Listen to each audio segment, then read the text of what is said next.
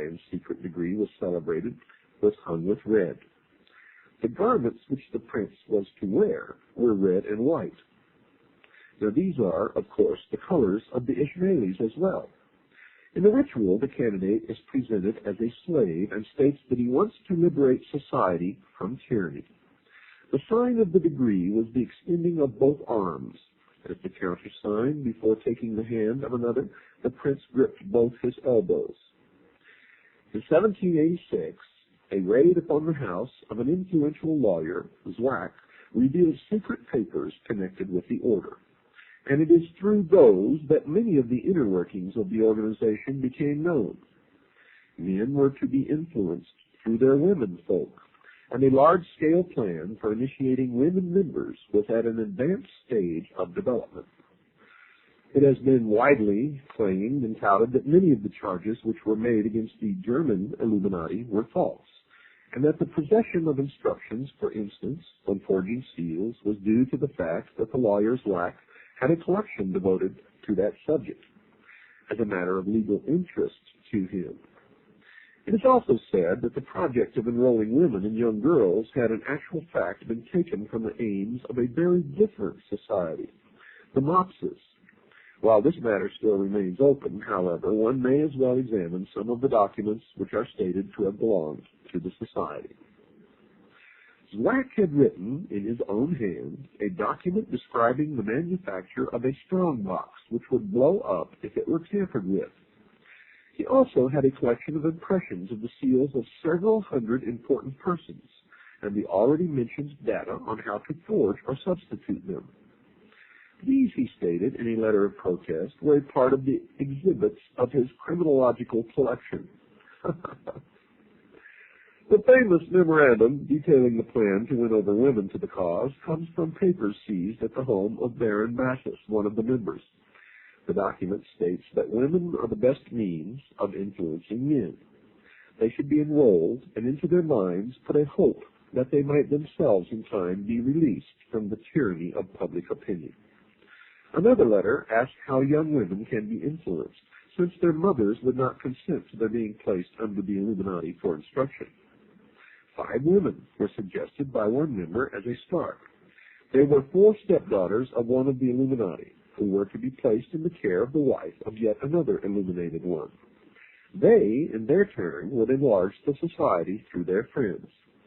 It was further mentioned that women are not considered to be really suitable for such an undertaking, because they are, quote, fickle and impatient, unquote. But the order was most sorely hit by the fact that something quite discreditable to the character of the founder was discovered, and it was thought that he might be trying to use the organization for personal reasons. Now, the establishment version goes something like this. Weishaupt, upon the suppression of the order, refused a pension which he was offered after he had been dismissed from his professorial chair. He attributed his downfall to the machinations of the Jesuits, whom he hated and who had opposed him, as he was not of their number, whereas they considered the university post which he held to be a long-standing prerogative of their own. And nothing could be farther from the truth, for Adam Weishaupt was himself a Jesuit priest, holding a professorial chair at a Jesuit university. Now, he and Zwack were both banished, and little is heard of them thereafter, although there are rumors that they carried on the society, respectively, in Saxe-Coburg in the Netherlands. Another incident that you will not hear in establishment accounts is the story of the messenger riding from one Bavarian Illuminati lodge to another, who was literally struck by lightning, divine intervention, if you will, struck dead from his horse, in his pouch carrying the papers of a secret plan to take over individual nations and ultimately the world, were put into the hands of the Bavarian government. And many of the portions of these papers are almost word for word what later became known as the protocols of the wise men of Zion.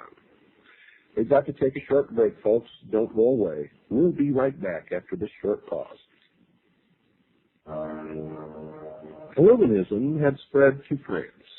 However, some years before its suppression in Germany, Influential personages were members, many drawn from the ranks of the important Freemasons of Paris.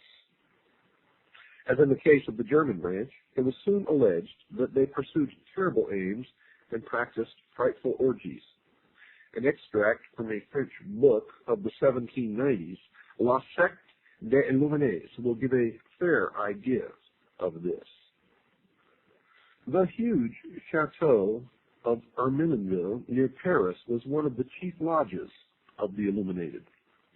It belonged to the Marquis of Girardin, who protected Rousseau and later gave him a tomb on his estate.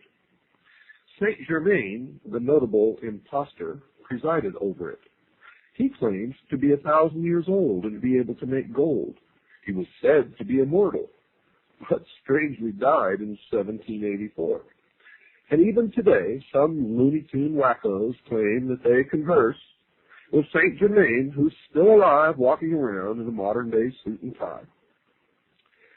Well, on the day of his initiation at the Chateau of Armenonville, the candidate was conducted through a long, dark passage into an immense hall draped with black.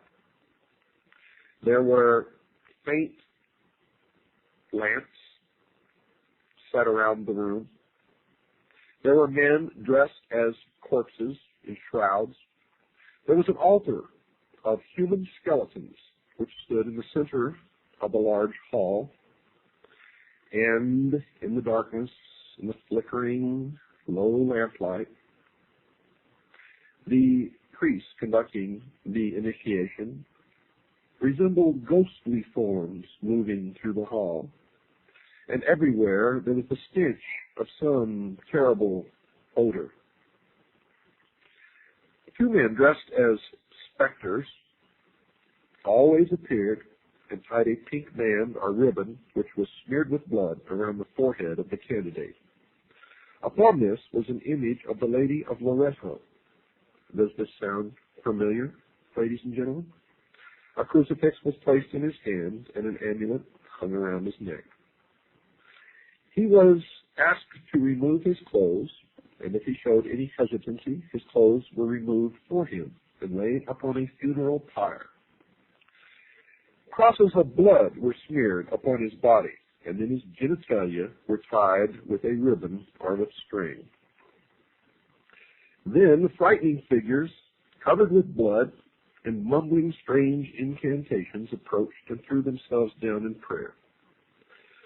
After a long period of time, weeping, crying, wailing broke out as if they heard the plethora of mourners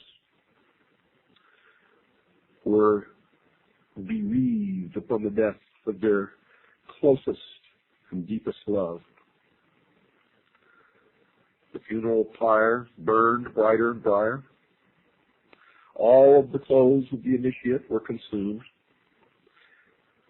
And from behind or near this fire, one of the priests emerged almost as if he had taken form from the smoke of the pyre itself.